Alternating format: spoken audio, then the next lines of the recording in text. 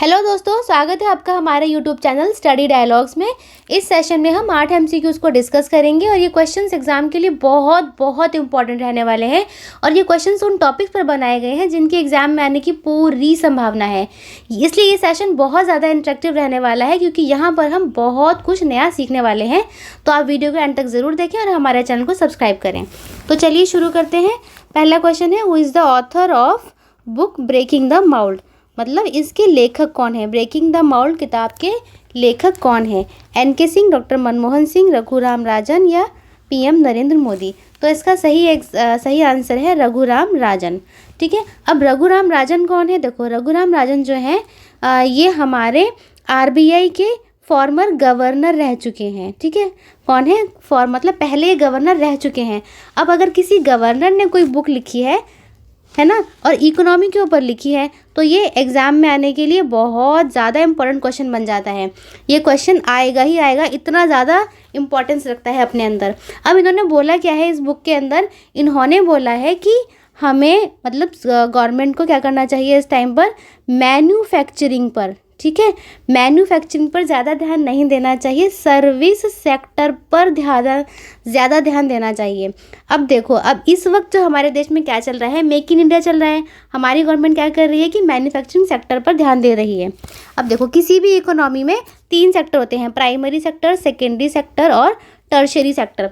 तो हमारे देश में क्या हुआ था कि प्राइमरी से सीधी टर्शियरी सेक्टर में जंप लगा दी गई थी। प्राइमरी मतलब जो एग्रीकल्चर वाले हैं, जो सीधा नेचर से एक्सप्लॉइट करे जाते हैं। ठीक है, प्राकृतिक संसाधनों पर ज़्यादा वो डिपेंड रहते हैं। सेकेंडरी सेक्टर को यहाँ पर स्किप कर दिया गया था, मतलब ज़्यादा ध्यान नहीं दिया गया था, इसीलिए हमारे देश में ग्रोथ तो हुई लेकिन वो जॉबलेस ग्रोथ हुई। ठीक है, अब इस टाइम पर पीएम मोदी की गवर्नमेंट के अंदर क्या हो रहा है कि मैन्युफैक्चरिंग पर ज़्यादा ध्यान दिया जा रहा है, जिससे कि हमारे कंट्री में जॉब्स क्रिएट हो सकें। ठीक है, और ये जो हमारे जो गवर्नर हैं, इन्होंने अपनी बुक में फोकस किस पर करा है कि सर्विस सेक्टर पर हमें इस वक्त ज़्यादा ध्यान देना चाहिए, मतलब कि हाई स्किल्ड जॉब्स हमें ज़्यादा क्रिएट करनी चाहिए। अच्छा, ये जो मैन्युफैक्चरिंग सेक्टर है अभी जो हमारी सरकार जो कर रही है, ये मेक इन इंडिया के थ्रू कर रही है ये काम। ठीक है, तो अब ये इकोनॉमी की बात है, आरबीआई के गवर्नर रह चुके हैं, उन्होंने ये बात कही है। ठीक है, और अभी के जो हमारे जो आरबीआई के गवर्नर हैं वो कौन है, वो है शक्तिकांत दास। ये इम्पॉर्टेंट है कि ये अभी के जो है प्रेजेंट में है। और एन.के. सिंह कौन है, ये है 15वीं फाइनेंस कमीशन के चेयरमैन हैं। मनमोहन सिंह को तो आप सभी जानते हैं, ये हमारे पहले कौन रह चुके हैं, ये प्राइम मिनिस्टर भी रह चुके हैं, ये आरबीआई के गवर्नर भी रह चुके हैं और हमारे पहले फाइनेंस मिनिस्टर भी रह चुके हैं। ठीक है, तो ये हो गया पहला क्वेश्चन। चलिए आगे चलते हैं। अब है, which of the following is GI tag is not related to Arunachal Pradesh. Arunachal Pradesh से कौन सा संबंधित नहीं है, इसमें नहीं है पूछा है। ठीक है, तो ये है खाव ताई चावल, याक चुरपी या लकाडोंग टर्मरिक या है तांगसा टेक्सटाइल। ठीक है, तो इसका आंसर है लकाडोंग हल्दी, ये नहीं है। अब ये कहाँ का है, ये है मेघालय का है। ठीक है, ये हल्दी कहाँ की है, मेघालय की है, इसको भी जीआई टैग मिला है। अरुणाचल प्रदेश का ये है खाव ताई खामता राइस। अब ये एक जो राइस है ना, ये बहुत ही एक स्टिकी, बहुत चिपचिपा राइस की एक वैरायटी है। तो ये वहाँ पे सिर्फ अरुणाचल प्रदेश में ही पाया जाता है, तो इसे वहाँ पर जीआई टैग मिला है। ये चावल है। ठीक है, अब यह है याक चुरपी। याक चुरपी एक तरह का एक पनीर है। और ये याक जो एक जानवर होता है जो कि पहाड़ों पर या ऊंचे एल्टीट्यूड, हाई एल्टीट्यूड पर पाया जाता है ना, तो ये उसी के दूध का पनीर है। ये वहाँ की भी स्पेशलिटी है, इसलिए इसको भी जीआई टैग मिला है।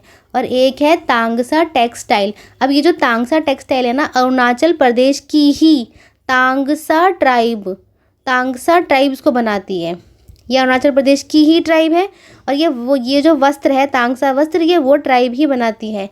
अब ये इतना ज़्यादा वहाँ पर क्या है, एग्जॉटिक डिज़ाइंस का और वाइब्रेंट कलर्स है, मतलब बहुत ज़्यादा रंग बिरंगे। आपने भी शायद देखा होगा कि इस तरह के जो अरुणाचल प्रदेश के कुछ क्लोथ्स इस तरह के होते हैं कि यहाँ पर ऐसे है ना, स्क्वायर स्क्वायर्स इस तरह से, और अलग अलग रंगों में, लाल पीला हरा नीला, मतलब इस तरह से ये दिखता है ये।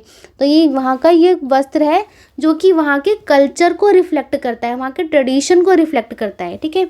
अब जीआई टैग क्या होता है? जीआई टैग हमने आपको पहले भी अपनी वीडियो में बताया था कि जीआई टैग जो होता है मतलब ज्योग्राफिकल इंडिकेशन, मतलब उस ज्योग्राफी, उस भौगोलिक का क्या संकेत है, वहाँ की ज्योग्राफी से अफेक्ट होकर जिस प्रोडक्ट का वहीं पर ओरिजिन हुआ हो, वो ओरिजिनली वहीं का हो, ठीक है।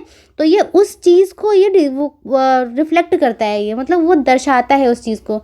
और ये जो है जीआई टैग 10 साल के लिए मिलता है, ठीक है। उसके बाद उसको दोबारा से रिन्यू कराना पड़ता है। चलो आगे चलते हैं। अब है Kudankulam nuclear power plant is expected to start operating full capacity. देखो यहाँ पर क्या है, फुल कैपेसिटी की बात है, ठीक है। कुडनकुलम परमाणु ऊर्जा संयंत्र की बात हो रही है। इसके पूरी तरह से चालू होने की जो उम्मीद है वो कब तक है? वो है 2027 तक है, ठीक है। अब ये कुडनकुलम पावर प्लांट ये है कहाँ पर? ये है तमिलनाडु में, यहाँ पर तमिलनाडु कोस्टल एरिया, ठीक है। ये जो मतलब जो समुद्र बे ऑफ बंगाल से यहाँ पर टच है उसको कोस्टल एरिया बोलते हैं। तो यहाँ पर है कुडनकुलम। अब ये जो कुडनकुलम है ये हमारे इंडिया का लार्जेस्ट न्यूक्लियर पावर प्लांट है। ये रशिया और इंडिया इन दोनों के कोलैबोरेशन से बनाया जा रहा है, ठीक है। अब ये न्यूज़ में आया क्यों है? क्योंकि हमारे देश के जो फॉरेन मिनिस्टर हैं एस जयशंकर, ठीक है। कौन है? एस जयशंकर। उन्होंने अभी रिसेंटली विजिट करी है रशिया में और वहाँ पर जाकर एक पैक्ट साइन करा है। तो वो पैक्ट जो साइन करा है वो कुडनकुलम न्यूक्लियर पावर प्लांट के कंस्ट्रक्शन के लिए ही करा है, ठीक है। अच्छा, अब प्रेजेंटली अभी हमारे यहाँ पर वैसे तो 22 न्यूक्लियर पावर प्लांट हैं, ठीक है, और ये 7 स्टेट्स में फैले हुए हैं, ठीक है। और ये जो न्यूक्लियर पावर है ये 5वें नंबर पर यूज़ होती है। वैसे पहले नंबर पर कोल यूज़ होती है, उसके बाद गैस है, फिर विंड है, फिर हाइड्रो है और फिर जाके न्यूक्लियर है ये, ठीक है। और पहले से ही कुडनकुलम न्यूक्लियर पावर प्लांट बन चुका है, उसकी एक यूनिट बन चुकी है। तो ये बाकी यूनिट बनाने के लिए भी पैक्ट हुआ है ये, ठीक है। चलिए अब ये जो हमारा सेशन है ये एमसीक्यूज़ का ही है। तो हमारी मंथली करंट अफेयर के साथ साथ पॉलिटी के भी हम एमसीक्यूज़ करवाते हैं, ठीक है। करंट अफेयर के करवाते हैं और पॉलिटी के एमसीक्यू करवाते हैं। और हमारी ईयरली मैगज़ीन हमने निकाल रखी है, 2 सेशंस में निकाल रखी है, वो पार्ट 1 और पार्ट 2 में निकाल रखी है। इसी तरह से स्पोर्ट्स की भी निकाल रखी है, अगर आपको पूरे साल की स्पोर्ट्स पढ़ने हैं, ठीक है। और अगर आपको ट्रिक से पढ़ना है, क्योंकि कभी कभी ट्रिक से पढ़ना बहुत ईजी हो जाता है। और हम लोगों ने और मंथली मैगजीन्स भी हमारी हर महीने की आती है। हर महीने के जितने भी इम्पोर्टेंट करंट अफेयर्स आते हैं वो हम उनको शॉर्ट में कवर करते हैं अच्छे से डिटेल में। और अगर आपको मेंस आंसर राइटिंग करनी है तो उसके लिए भी हमारे पास वीडियो है। तो हमारे चैनल में जाइए, विजिट कीजिए और सब्सक्राइब कीजिए। चलिए अगला क्वेश्चन देख लेते हैं। अगला क्वेश्चन है operation 1027 related to which country? कौन से देश से संबंधित है ये ऑपरेशन? Somalia, Myanmar, Bangladesh, Afghanistan. तो इसका आंसर है म्यांमार से। अब देखो ये है ऑपरेशन 1027 म्यांमार। अब म्यांमार हमारा पड़ोसी देश आपको पता है, उसमें बहुत दिनों से क्या है, मिलिट्री की डिक्टेटरशिप चल रही है, मतलब तानाशाही चल रहा है, जिसको कि हम जुंता के नाम से जानते हैं। तो अभी क्या हुआ है म्यांमार में कि वहाँ पर थ्री ब्रदरहुड अलायंस ने ये ऑपरेशन 1027 लॉन्च किया है। इसके अंदर 3 वहाँ की संस्थानें आ गई हैं। इन सब ने मिलकर के ये ऑपरेशन चलाया है कि हम इस जुंता मतलब वहाँ की मिलिट्री है जो कि तानाशाही शासन कर रही है, कि हम यहाँ पर इसको उखाड़ के फेंक देंगे और अपने यहाँ पर फिर से डेमोक्रेटिक पावर लेकर आएंगे। इस जनता के आने से पहले क्या था कि 2021 में वहाँ पर डेमोक्रेटिक मतलब लोकतांत्रिक सरकार थी। कैसी थी? लोकतांत्रिक सरकार थी। तो वहाँ पर इनकी मिलिट्री ने क्या करा था कि इनको हटा दिया था, इनका कू कर दिया था, मतलब इनको हटा दिया, इलीगल तरीके से हटा दिया था, ठीक है। तो तब से लेके अब तक यहाँ पर क्या है, मिलिट्री का ही रूल है। अब इन्होंने इतने अत्याचार करे कि अब यहाँ पर इन्होंने थ्री ब्रदरहुड अलायंस ने ऑपरेशन 1027 चलाया कि हम इस जुंता को हटाएंगे और अपने यहाँ पर फिर से डेमोक्रेटिक गवर्नमेंट लेकर आएंगे। ये बहुत इंपॉर्टेंट क्वेश्चन है कि ऑपरेशन 1027 है क्या, ठीक है। अभी देखो इसको याद करने का तरीका क्या है, क्योंकि ये अक्टूबर 27 को लॉन्च हुआ। अक्टूबर मतलब 10वां महीना और 27 होगी तारीख, इसलिए इसका नाम ये है। ठीक है, आगे चलते हैं। अब है loss and damage fund which is operationalise in COP28 is first suggested by which country. अब देखो लॉस एंड डैमेज फंड आपको पता होगा। अब देखो इसको क्षति कोष सुविधा, हानि और क्षति कोष सुविधा मतलब कि कितना लॉस हुआ है, कितना डैमेज हुआ है, उसका फंड दिया जाएगा। COP28 में इसका संचालन हुआ है। तो किसने सबसे पहली बार इसका सुझाव दिया था? USA, डोमिनिकन, वनाताऊ या फिजी? तो इसका सुझाव सबसे पहली बार आया था वनाताऊ। वनाताऊ क्या है? वनाताऊ एक स्मॉल आइलैंड कंट्री है, जैसे छोटे छोटे द्वीप होते हैं ना, ये वैसी कंट्री है जो कि पैसिफिक ओशन मतलब प्रशांत महासागर में है, लोकेटेड है। ठीक है, अब ये है कि लॉस एंड डैमेज फंड है क्या। देखो लॉस एंड डैमेज फंड, सबसे पहली बात तो ये है कि इन्होंने इसका आइडिया दिया, सुझाव दिया 1991 में दिया था। ये अनाउंस कब हुआ? अनाउंस हुआ COP27 में, जो कि इजिप्ट में हुई थी, पिछले साल हुई थी। अब COP28 जो कि दुबई में हुई है, ठीक है, यहाँ पर इसको ऑपरेशनलाइज होने की बात हो रही है कि भैया अब इसे चालू कर लो, बहुत दिन हो गए इसके बारे में बोलते बोलते, अब इसे चालू करा जाए। ठीक है, अब देखो ये होता क्या है, ये लॉस एंड डैमेज फंड, इसके नाम से पता चल रहा है कि मतलब लॉस भी हो चुका है, डैमेज भी हो चुका है, उसके लिए फ़ंड दिया जा रहा है। अब ये लॉस एंड डैमेज किस चीज़ का हुआ है? ये एनवायरनमेंट से रिलेटेड है, क्योंकि क्या हुआ था कि डेवलप्ड कंट्री ने इतना ज़्यादा इंडस्ट्रियलाइजेशन करा, क्योंकि उनके यहाँ पर जो इंडस्ट्रियलाइजेशन आया वो डेवलपिंग कंट्री मतलब विकासशील, ये विकासशील है ये, ठीक है, और ये हैं विकसित हैं, ये विकसित कंट्रीज़ हैं।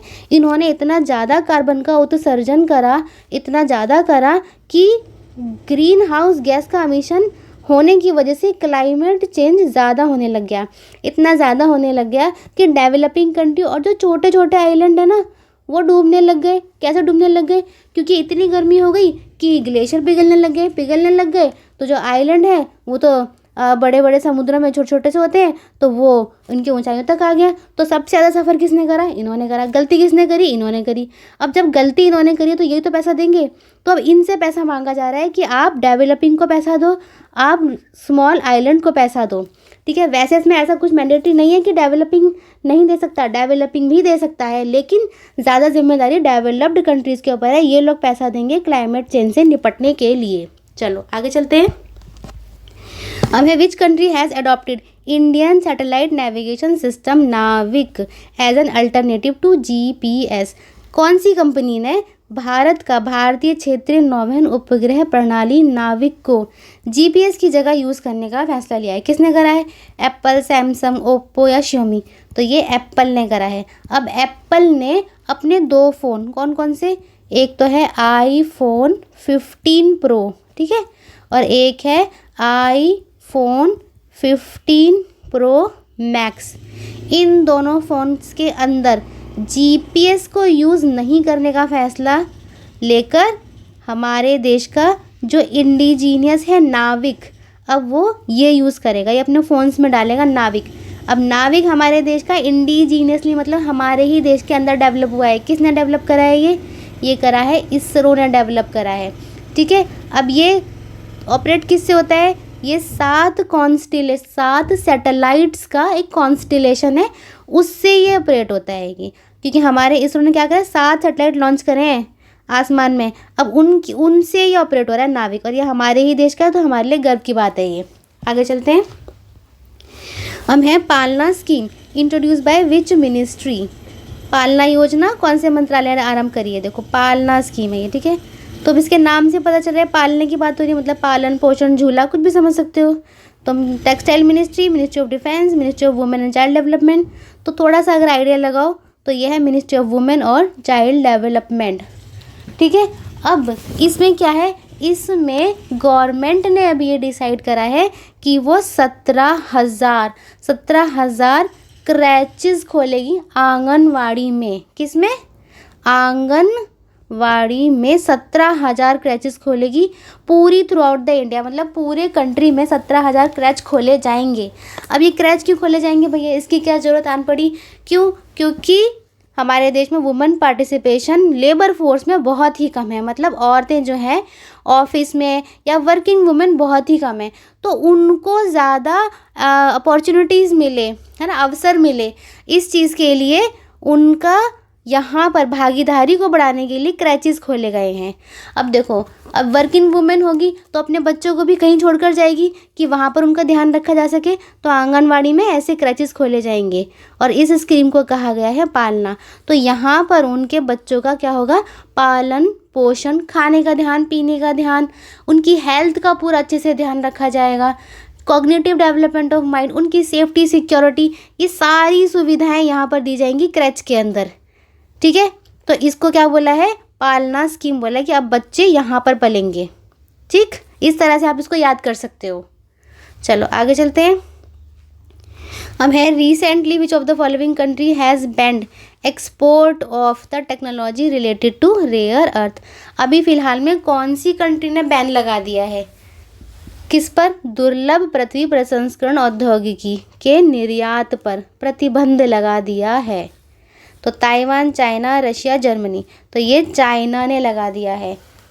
किसने लगाया है, चाइना ने। और उसने रीज़न क्या दिया है, उसने रीज़न दिया है कि मेरी नेशनल सिक्योरिटी, मतलब कि मेरे खुद के देश की सुरक्षा के सवाल है, इसीलिए मैं इस रेयर अर्थ मेटल के एक्सट्रैक्शन की टेक्नोलॉजी को अब और एक्सपोर्ट नहीं करूँगा। ठीक है, अब देखो, अब ये रेयर अर्थ मेटल होता क्या है भैया, इसने ऐसा करा क्यों है कि इसने इसकी टेक्नोलॉजी पर जो है वो प्रतिबंध लगा दिया है, क्योंकि रेयर अर्थ मेटल वो मेटल हैं जो कि आजकल की मॉडर्न टेक्नोलॉजीज़ में यूज़ हो रहे हैं। मॉडर्न टेक्नोलॉजी मतलब इलेक्ट्रॉनिक्स के सामान में यूज़ हो रहे हैं। ठीक है, कंप्यूटर में यूज़ हो रहे हैं, हमारे जो हम फ़ोन यूज़ करते हैं इनमें यूज़ हो रहे हैं, बहुत सारे हेल्थ के स्वास्थ्य से संबंधित इक्विपमेंट्स हैं, क्लीन एनर्जी में हो रहे हैं, जैसे कि जैसे सोलर एनर्जी होती है ना, सोलर चिप्स वगैरह उनमें यूज़ हो रहे हैं, इलेक्ट्रिक व्हीकल्स में यूज़ हो रहे हैं। अब बताओ, अब ये इतनी इम्पॉर्टेंट चीज़ है कि आज का जो इंडस्ट्रियल 4.0 जो आ रखा है उसके ऊपर तो बहुत बुरा असर पड़ेगा, और इस पर ही नहीं, किसी भी देश की इकोनॉमी पर बहुत बुरा असर पड़ेगा इस चीज़ के आने से। और ये सारे सामान क्या हो जाएंगे, सब के प्राइस बढ़ जाएंगे, सब महंगे हो जाएंगे। ठीक है, तो इसीलिए चाइना ने क्या बोला है कि अब मैं ये सब टेक्नोलॉजी को एक्सपोर्ट नहीं करूँगा। वैसे रेयर अर्थ मेटल जो होते हैं वो 17 होते हैं। ठीक है, अब यहाँ पर रेयर अर्थ मेटल का मतलब ये नहीं कि ये रेयरली मिलते हैं ना, इनको एक्सट्रैक्ट करने की टेक्नोलॉजी बहुत डिफ़िकल्ट है। तो चलिए, हमारा सेशन यहीं ख़त्म होता है। आपको हमारी वीडियो कैसी लगी हमें ज़रूर बताएं। कोई भी डाउट है उन क्वेश्चन में तो हमसे पूछें, हम आपको आंसर देंगे। हमें सुझाव दीजिए हमारी वीडियोस के बारे में। हमारे चैनल को लाइक कीजिए, शेयर करिए हमारी वीडियोस को, और चैनल को सब्सक्राइब करिए। तो मिलते हैं नेक्स्ट वीडियो में। Happy learning.